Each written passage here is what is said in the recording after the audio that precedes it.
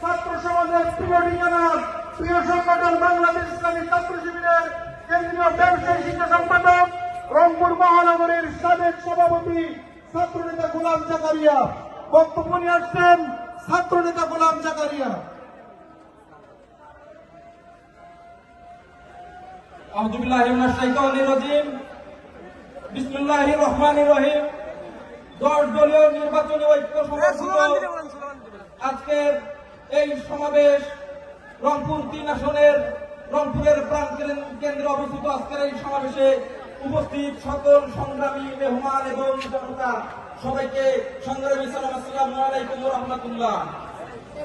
আমরা আগে শুনতাম রংপুরের মাটি নাকি অমুকের ঘাঁটি, রংপুরের মাটি নাকি তমুকের ঘাঁটি, কিন্তু আলহামদুলিল্লাহ আজকে প্রেক্ষাপট চেঞ্জ হয়ে গেছে।